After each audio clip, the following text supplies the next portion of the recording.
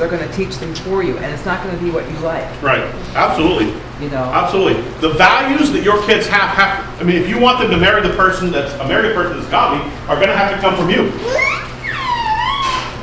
So Not going to come from the culture. The culture's going to say, find the best looking person you can and marry them. Yeah, whether they're gay or straight or It doesn't matter. I mean, it doesn't, so just say, find the best looking person and marry that person. Is that the only criteria? Yeah. You know, and it fundamentally goes back, and you just touched on it with the culture. When everything changed in the 60s when you no longer prayed in school.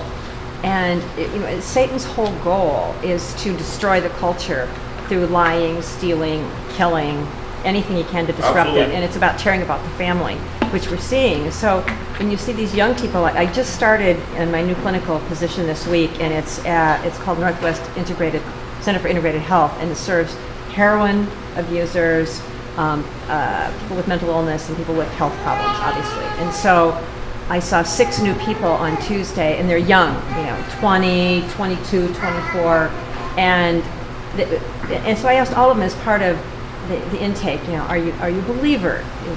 Is God or is something outside of you important to you? And all of them had reached that, I need to have something. And this is the most desperate group in our culture, are people who have been so wounded, so abused, and people who sold their bodies to get drugs.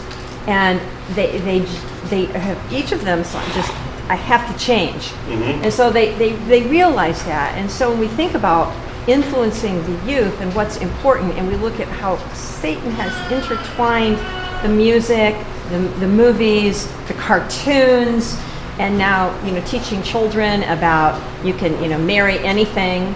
So what you're asking is it's really a profound statement that if the group of Messianic believers can start and say, hey, there's a Torah, mm-hmm. there's a way, God Absolutely. has a plan. Absolutely. And it has to be on a one-to-one. Right. Here's the interesting thing. Here's how this filters down to the culture. I talked with a gentleman up in Alaska who's the head of in Tacoma you have what's called Raymond Hall. Raymond Hall is the juvenile detention center. So I asked the man up in Alaska who is the head of what would be Raymond Hall up in Alaska, I said, how many of the kids who come through the juvenile detention center come from divorced families?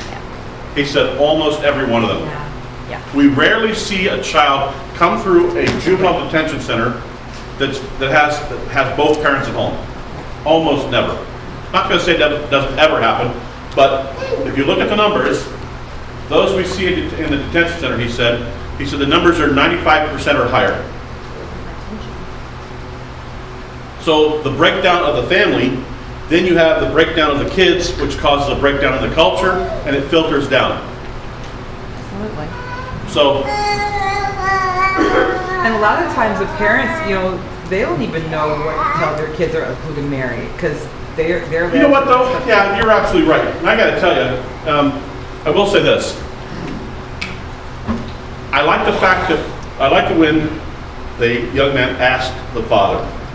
That's absolutely, that's Torah. And you know what? Listen to your father and your mother, because they have wisdom. I was about to marry a young woman who I believe, had I married her, it would have been an absolute disaster. Absolute disaster looking back. And I remember I took her up to meet my mom and dad. I wanted them to meet her. She came, we flew her up to Alaska, meet my mom and dad. And my mom had only been around her for about 30 minutes, and she pulled me aside and she goes, I don't like her. Now, I figured that was my mom just being, moms could be a little, you know what I mean, Yeah. Okay. That's their boy. Yeah. So I thought maybe she's just being, overly protective. But the longer she got to know her, I said, so, now that you've gotten to know her a little bit longer, I wanted to, that was first impression. I thought, maybe, you've gotten to like her a little more, and she says, no, I like her less. I was like, okay, again, so turns out mom was right. And if we teach our parents, if we teach our children to rely on their parents, that parents have wisdom and they have years behind them, then when it comes to the decision of the person they marry, will be part of the equation.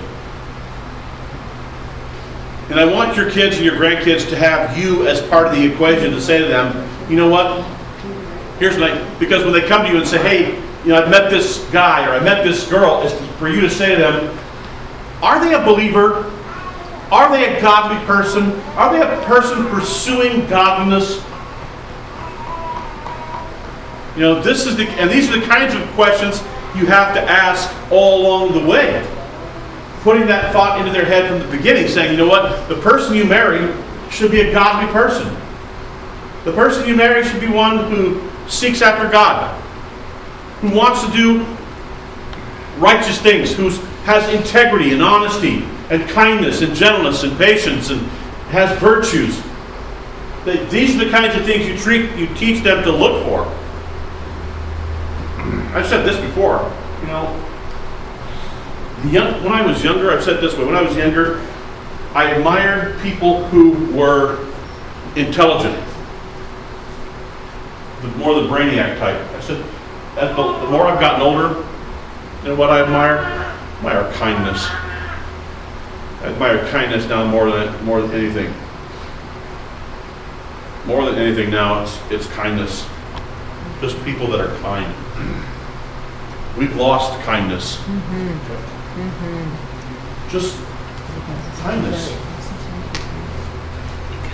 And having a person of quality character in your life. If both people have quality and character and are moving towards godliness, they can raise children that move that direction. And then hopefully will marry a person who goes that direction as well. Because look, I listen to couples, and there's nothing worse, from my perspective, as one who listens to other couples, than to feel like you're in a relationship and that you're trapped. And to think to yourself, oh my stars, how do I get out of this? What have I done and how do I get out of it? And to feel like I'm miserable. I just want to jet. I just want to leave. And a lot of people do leave. So how do we get it to where they don't want to leave? Where they start off in the way that they're supposed to, so that they don't want to leave. They don't want to get a divorce. But they actually say, you know what? I want to spend the rest of my life with this very, very kind and gentle and godly person, and I want to raise a family with them of godly people. And that's going to have to come from us thinking about this whole process when our children are 2 and 3. Not when it's too late when they get 16 to come back to this and say, now that you're 16, let's start talking about this. No, you've got to start when they're 2 and 3 and 4. That's where it's got to start. And I'm hoping that some of you that are grandparents will also say, you know what, it's not just about my kids. It's also about parenting my grandkids and saying, when you have them in those private moments, say, you know what is godliness? What does God want? What are the kinds of qualities that are good? What are the things that are righteous? And talk to them about patience and kindness and gentleness, and speak into their little lives the truths of God's Word. When you have those opportunities, those teachable moments, so that maybe they'll come to you as a grandparent and say, "Hey, what kind of person do you think I should marry? And what about this person?" Yes, Gary. You made a statement about starting at 2 and 3. Yes. Khrushchev said, "Give me your children at 2 and 3 and 4, and I'll have them forever." Oh, absolutely. The encoding that we get, the language and the encoding that we get from the time that we're 1 to 5 is huge. That's massive. You wait till they're 16, you wait till they're 15, 16, and 17. Too late. Too late. You can kiss it goodbye. If you're going to come back to them and say, oh, by the way, now that you're 15, 16, 17, I'd like to be a part of your life. They're going to go, who are you and what have you done with my parents? I don't, I want nothing to do with you on this issue. Thank you, I'll make the choice. And the choice that they make is driven much more by hormones and glands than it is by rationality. Yeah, lust. It's driven by, how does he look and how does she look? So that drives the decision rather than, is this a person who has quality character and is godly? Listen to Proverbs 31. The only thing it says about her looks is, beauty is vain. It's vanity. Beauty is vain. Charm is deceitful, and beauty is vain. But a woman who fears the Lord, she shall be praised. Give her the product of her hands, and let her works praise her in her gates. Her children rise up and bless her, her husband also. And he praises her in the gates. This guy's sitting back doing nothing. His wife is all over the place. She's a cottage industry. She's selling stuff to the tradesmen. She's up at night helping her children. She's sewing stuff. She's all over the place. Cutting turkey ham. Yeah, cutting turkey ham. But I'm going to tell you. There are a lot of godly women out there. And it's not about their looks. It's about their godliness. It's about compassion and kindness and gentleness. And they're hardworking and they're devoted to their family. You said that beauty is only skin deep. Yeah, but ugly goes all the way to the bone. That's right. Exactly. Yeah. Yeah, when it's all skin deep, you're judging the book by the cover. You don't know what's behind all that.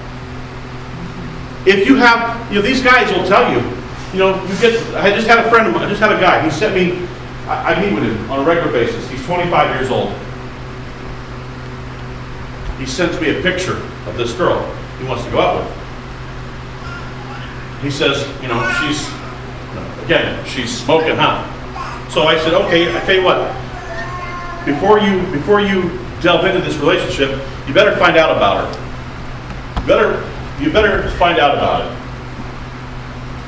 And he said to me, this last time I met with him, I said, so, how'd it go? How's it going? He said, it's not good.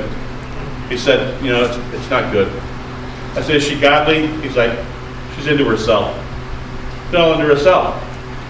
She's all about herself. That's all she's into.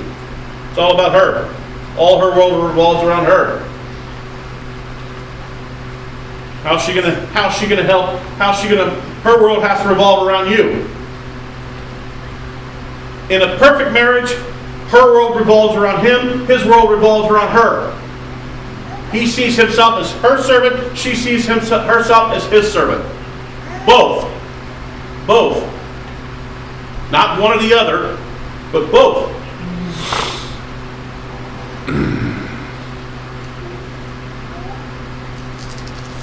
And what happens is we get people into marriages and it becomes all about one or all about the other. And then it's no wonder that one of them feels trapped and says, you know what, I got to get out of here. I got a jet. Because this isn't what I bargained for. She thinks he's going to love me. He's going to serve me. And he's like, you don't got to be kidding yourself, lady. I'm not doing anything for you. Or vice versa.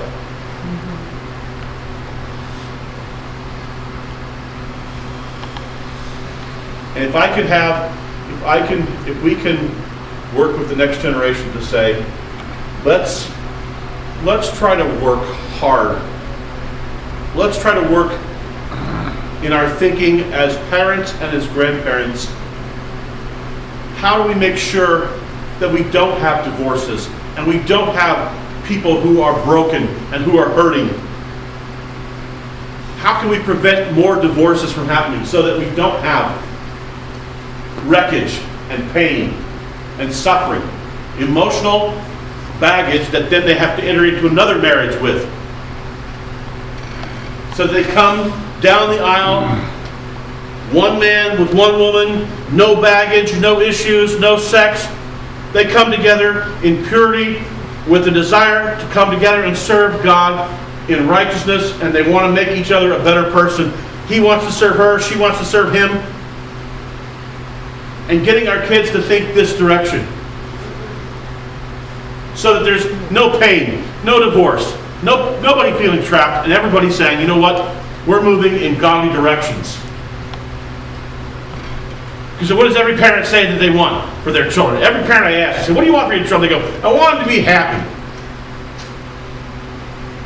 Well, if you want them to be happy, that means they're going to have to marry somebody who moves them in a godly direction. Yeah. Well, you know what's interesting is that people want children, but they've seen such a historical trend of failed marriages that now 60% of children are born to single mothers. And women want to have children, so they'll go to a sperm bank and they'll pick something that they think looks good. But at the keynoter at our last conference, the American Psychiatric Nurses Association, I was so appalled. I wrote a horrible evaluation. There's a man out there. His name is Andrew Solomon. Have you heard of him? I've heard of him. A Jewish man? Okay. So he's a gay guy from New Jersey, and he's quite a researcher and quite a writer. And so he wrote this book called Far From the Tree. And it's about families that have someone different in them. So part of the research is really good. It's how you deal with a child who maybe dwarfism or Down syndrome or MS. Good stuff. And then he moved it into his own thing, his own shtick about being gay. And so he presented what he calls now the new collective family. Have you heard about it? The collective family? Yep, I've heard of it. So he's married to his gay man, and they both have had children through surrogate lesbian women, and these lesbian women's kids. Okay, so there's like 4 different sets of relationships, and they had a family picture that he put in his book.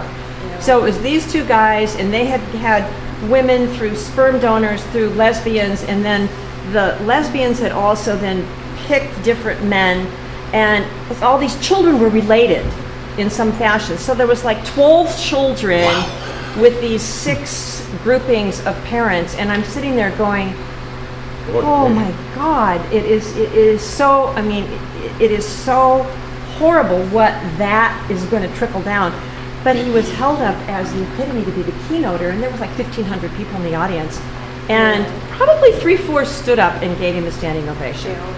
And about 25% of us just sat there flabbergasted. So we're talking, what do we do about this? And I'm thinking, this is now the new American hero, the collective family. Yep. And by the way, we just saw this, I think Andrew it was Solomon. Yeah. Thursday night? No, Wednesday night. Watch the ESPY Awards. Okay. Wow. Sports awards. Oh. And so here's my issue with Caitlin. Oh. And that is this. Now they're calling, gender reassignment. Here's the problem. We have made ourselves autonomous, and we've made ourselves God, saying, in a sense, what God made me isn't good enough.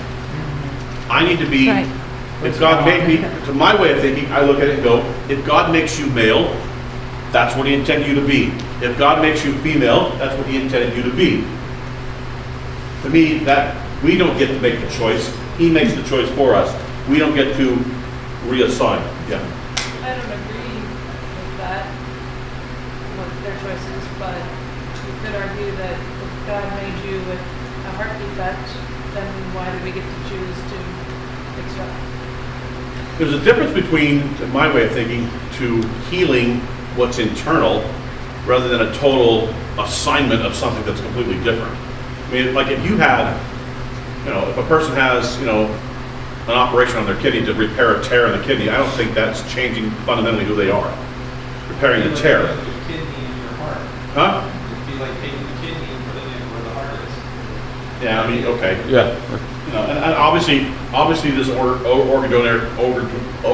donor thing is an iffy issue by itself. But I mean, a doctor doing surgery to keep you what you are, that's not reassigning your gender and saying, now that I'm male, I want to take hormones and operations to become something else. Along the lines of cloning. Along the lines of cloning, which I don't want either. So again, we're messing with things, and part of it's because the science gives us the abilities to do some of this. And I'm just saying, just because science gives us the ability doesn't mean that this is what we should do. And my issue with it is that if God makes us this is what we should be. Not go and change to become what we want to be. It's, again, this is part of our generation, doing what we want to do. Hold on one second. Right here, go ahead. People go ahead and try to, they all change, they call it self-mutilation all you want. But biologically, you're still, you're going to your own. That's right. Yeah, I think you're still gonna. For now. Yeah, it's going to mess with things, so yeah, it's causing some problems. It's got to eventually, yes. Brent, all this talk and discussion about marrying is well and good. However, as parents, we need to guide our children further in their choice of education, especially godly children going to these liberal colleges today. The ratio of divorces is minuscule as compared to the children who went into that college, walking in God's way and coming out total atheists. I absolutely agree. Absolutely agree. There's been a lot of kids who raised in Christian homes and who went to church with their parents. Parents raised them to be godly, and there are times that they go to places of higher learning. And look, let's admit this. Higher learning, higher education is not going to be a friend of God. That's not their thing. They're there to say, God is irrelevant. Most of these institutions. So you have to understand that going in. They're not coming there. At the best, God's irrelevant. At the least, he's problematic. At the worst, he's problematic. Well, I teach at Pacific Lutheran University, and the head of the religion department is married to his gay partner. So that's the head of the religion department at PLU. Yeah, and I was just at PLU at SMU, St. Martin's University. And you have to understand, it's a liberal arts college. The students are required to take one religion class. So all of them take a basic level religion class to get it out of the way. That required to take one 3-hour religion class, okay, as part of their core curriculum. But they're in there to be engineers, scientists, mathematicians, all this other stuff. So really, you have to understand that faith and belief in God and submission to the Word of God is not part of the curriculum. That's just not part of the curriculum. That's going to have to come from parents. That's not going to come from an institution of higher learning. And if you think that that's where it's going to come from, then there's naivete there. You have to realize that's not their role. The role of educating children as to what is righteous and godly and ethical and moral comes from parents. It should. Right. But thinking of my own experience, I was raised in Catholic, and in my first marriage, the Catholic Church provided a marriage weekend. And at that weekend, we had a doctor, we had a happy married couple, and we had a priest. And they all related different viewpoints. And I think I found that very helpful. Good. No, that's awesome. That's really cool. I remember the doctor saying, he said, I've got 8 kids, I'm a doctor, and I don't know all about sex. I thought that was kind of revealing. Well, yes. Well, I know that, and I don't know if you do this, but I know a lot of pastors refuse to marry anyone unless they go through counseling and marriage training. Absolutely. And, what to expect and questions like you were producing. Do you think, what if this person becomes a quadriplegic, or what if, those are things you have to think about. This is forever. Yeah, I mean, personally, when people come to me and ask me to solemnize their wedding, then I make them go through counseling. Yeah. If I'm doing the wedding, I want them to go through a counseling. And do you do the counseling? Or? Yeah, I do it. Oh. Yeah. So, I want them to talk about a bunch of issues, because you get these couples, like I said, here's the thing. They've come together because of looks.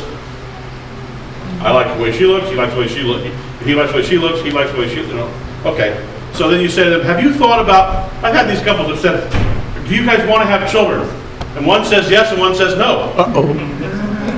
Yeah, that's. Well, we're at a, you better think this one through. And he says he wants 5 and she says she wants 1. It's like, okay. And you talk to them about, a lot of things, and it's like, they haven't even talked about these issues. So you just try to get them in a dialogue about life and say, all right, have you thought about, some things that you need to think about? And I just try to throw out things that they need to think about. And so you guys need to have a discussion on this. And I recommend books they read before I'll do it as well. So, That's good. but you have to have a conversation and get them thinking and talking. Yes. It's not about a thing like, gee, I'm a great guy, because y'all know me, so throw that out No, there. that's not true, yeah, I got that. Okay, the one thing I did right, I think, is from a young age, I told my kids, they're not gonna date, and they can court one woman, and they'll marry him, and that's it. And I went beyond that with a why, because a lot of times you got to give your kids a why. Why do you want me to do this? Because everybody else thinks I'm weird now. And boy, I can tell you, when I've told other adults this, they all go, "What's the matter with you?" But I told them, I've been there. I was a junior high kid who had girlfriends and had girlfriends in high school, and my heart was broken so many times. By the time I met my wife, I had nothing to give her. Okay, so I didn't want my children to have to go through all those heartaches before they ever met their wife. I wanted them to have as you said, a pure relationship with that one woman. Luckily, and praise God for His sovereignty, both of my children met godly women. And they were those 2 virgins that went up the altar and got married. It's And I know friends who've had their children do the same thing. So it's uncommon, but it's not out. It's not like not there anymore. So, that's the one thing I can say. If I've done anything right at all in this world, that's the one thing I did right. We started young, told them they were never going to date. They were only going to marry one woman, and they better start thinking about that now. Baruch Hashem. Yeah, and that's what I'm saying is we all have to start now. Now, I would say the work continues with your grandchildren. Is to work with them behind the scenes to do the same thing. To accomplish the same thing with them. Our work is not done with just our children. Our work continues with our grandchildren. All right.